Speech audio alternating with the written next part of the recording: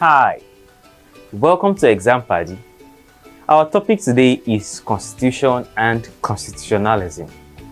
In this lesson, we will be learning about the following. 1. We will describe the terms Constitution and Constitutionalism. 2.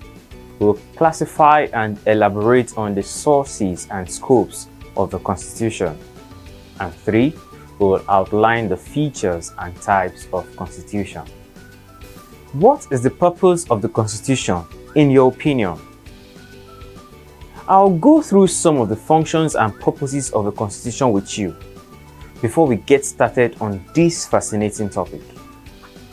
The Constitution's guiding principle is that a higher law must restrain power.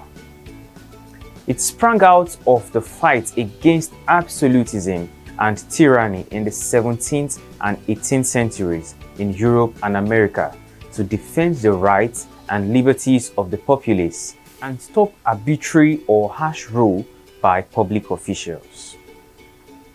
A constitution ensures the smooth functioning of government. It spells out clear details what should be done and what ought not to be done. All laws and activities taken by the government must adhere to the Constitution, which is supported by the general populace.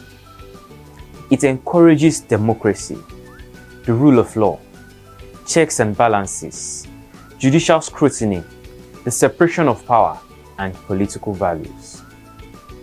Additionally, it is a dynamic and developing idea that adapts to changing circumstances and challenges. Now, what is a constitution?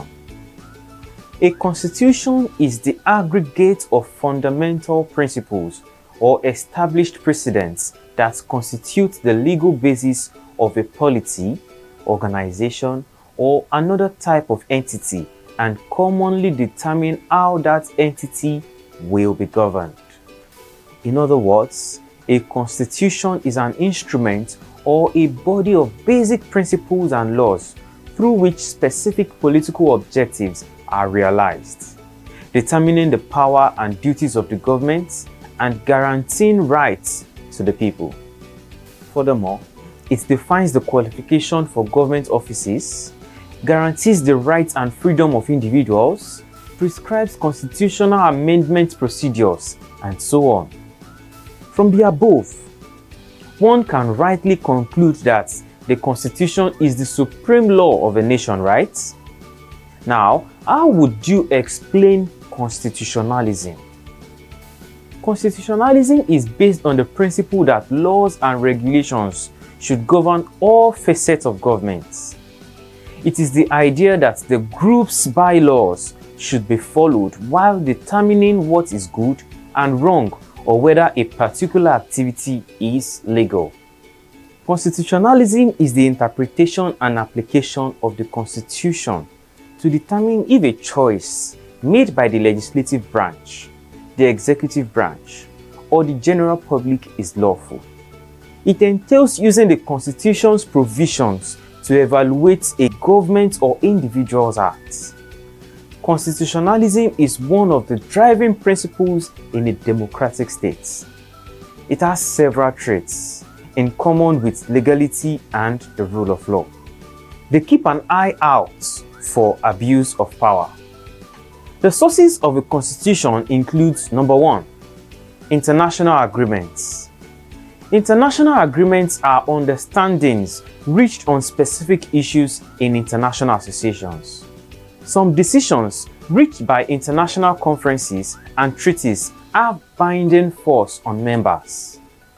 Nigeria is a member of the United Nations, the African Union, the Economic Community of West African States, the Organization of Petroleum Exporting Countries, Commonwealth, Non-Aligned Movements, and so many others. The charters of these organizations are integrated into the Nigerian Constitution. 2. Past national experiences. The socio-political, economic, geographical, and historical experiences that a country passes through. For example, colonial experience, and military intervention will form part of the constitution of a state. 3. Historical documents. Some documents signed before a state becomes one entity are also considered, such as the document for the annexation of Lagos State in 1861 and the amalgamation of the northern and southern Nigeria in 1914. Number 4. Act of Parliament. These are bills passed into law by the parliaments that can be used to prepare a new constitution. Number 5. Decrees. These are laws made by the military government in any states when they are in power. This can be used to prepare a new constitution. For example, Nigeria's NYSC decree in 1973. 6. Judicial precedents. This refers to the past judgments of the court of law. They are useful in preparing a new constitution. 7. Customs and traditions. These are the behaviors and ways of life of the people that any government, such as the matrilineal system, marriages, chieftaincy matters, and so on, cannot ignore. 8. Constitutional conferences. These can be arranged by the government of a state to fashion out a new constitution or amend the existing one. For example, the Constitutional Conference that took place in Nigeria between 21st February and 22nd June 2005 under the leadership of Justice Nekitobi in Abuja, Nigeria. 9. Conventions. These are the arrangements reached by the various groups in the country which may be used as part of the new constitution. Now let's discuss the scope of the constitution. Number 1. Ideal and purpose. A constitution is principally an expression of the ideals and purpose of aspirations of a people. These ideals and goals are identified and formalized in the preambles to a written constitution, or it may be formally dramatized and given prominence in the chapters or sections of the constitution. An example of this is in the Soviet Constitution and Chapter 2 of the 1979 Nigerian Constitution, entitled Fundamentals, Objectives, and Directive Principles of State Policy. 2. The basic structures of government and their functions. These consist of the arrangement of the organs of government authorities and other organizations established by the states.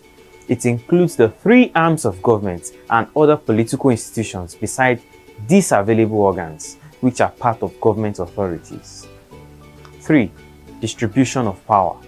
The powers of the 3 arms of government, the legislative, executive, and judiciary, are stated and their relationship defined. The Constitution also spells out the various levels of government and their different powers and relationships. Number 4. Citizens' rights. A constitutional state cannot exist without fundamental rights of its citizens being included in its constitution or other guiding legal documents. Many legal experts consider these basic provisions, known as the Bill of Rights or the Fundamental Human Rights, to be the basis of the Constitution. It consists of the inalienable rights of individuals, which limits governmental authority and prohibits public servants and institutions from unilaterally abusing their position of authority. Number 5. Method of amendment. Every constitution, written or unwritten, anticipates the inevitable need for change or modification. A constitution provides for a method of amendment to its original form.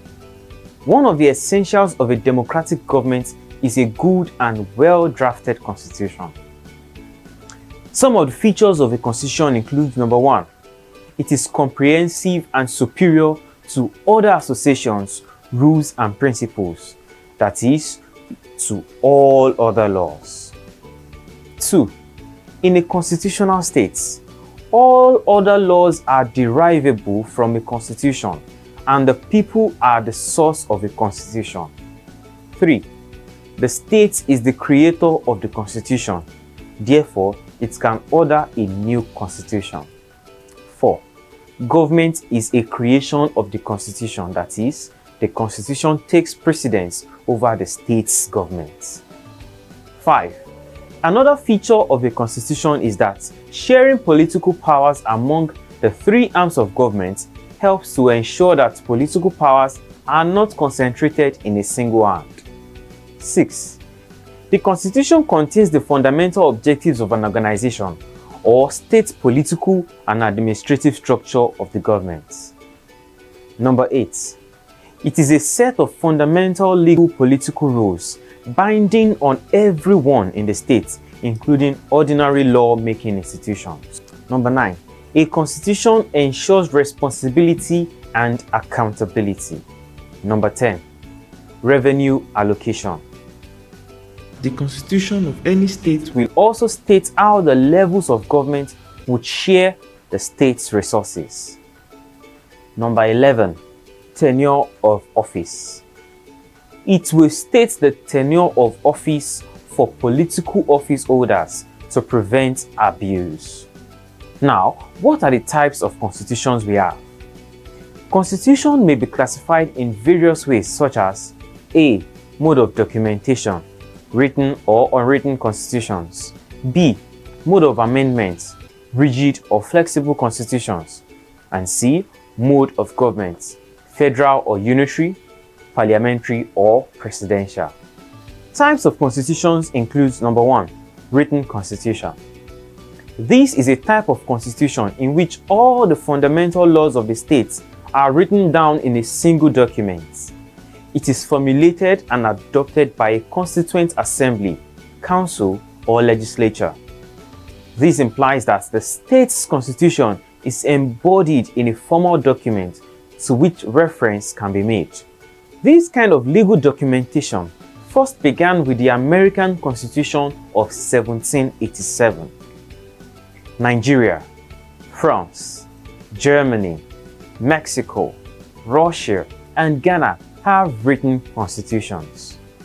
It is the modern practice among states to have a written form. This was followed by the French Constitution of 1789. The first written constitution in Nigeria was the Clifford Constitution of 1922. If people were to draw up a new constitution, for instance, as in the case of developing states, where military interventions and civilian reinstatement is the pattern of regimes, what should be the guiding principles? Now let's discuss another type of constitution, which is unwritten constitution. This is the type of constitution in which the fundamental laws of the state are not codified or written down in a single document. It means these laws, customs, traditions cannot be obtained from one book or document. It is a product of slow and gradual evolution. The government is organized and functions according to several well-settled but only partially written rules and conventions. In Britain, their constitution is partly written and partly unwritten. Your task in this segment will be to pinpoint the differences between a written and an unwritten constitution. Another type of constitution is rigid constitution. This is a constitution that requires a special procedure for its amendments. The process of amending a rigid constitution is usually stated in the constitution, and it is different from the ordinary law-making process. A rigid constitution is considered the land's most fundamental law. It is regarded as the basic will of the sovereign people. That is why it can be amended only by a special procedure, requiring the passing of the amendment proposed by a significant majority of votes, which is often followed by ratification by the people in a referendum. Most written constitutions are rigid. Countries using this type of constitutions are Nigeria, United States of America, Australia, France, Canada, Switzerland, and Ghana. Number 4. Flexible constitution. This is a type of constitution that is easy to amend. Amending the constitution is the same as the ordinary lawmaking process. Constitutional amendments are passed in the same manner an ordinary law is passed. Similarly, a constitution is flexible when the procedure of amending it is simple and the changes can be made quickly. Examples of countries using flexible constitutions are Britain, Italy, and New Zealand. Laws aiming to affect changes in constitutional law or ordinary law are passed through the same legislative procedure, that is, by a simple majority of votes in the legislature. Number 5. Unitary Constitution. A unitary constitution refers to one that concentrates governmental powers and authority on a single central authority. Examples of countries practicing this system of constitution are Britain, Italy, France, Belgium, New Zealand, Sweden, Ghana, Sierra Leone, Gambia, Ethiopia, Togo, and Cameroon. And 6. Federal Constitution. A federal constitution refers to one in which governmental powers exist in a country and are shared between the central and component parts. Each level of government is legally and constitutionally independent and autonomous as it derives its powers from the Constitution. Each level of government power is clearly stated in the Constitution to avoid conflict of interests. Countries with federal constitutions include the United States, Nigeria, Germany, Brazil, Australia, former Yugoslavia, and India. We have come to the end of today's lesson. Answer these questions to assess yourself. Number 1. Compare the terms constitution and constitutionalism. 2. Explain in detail the sources and scopes of the Constitution. 3. Critically analyze the areas a constitution covers in Nigeria. And 4. Examine the similarities among the types of constitutions discussed in this lesson. Thank you for learning about Constitution and Constitutionalism with me. I'll see you in our next video. Bye for now.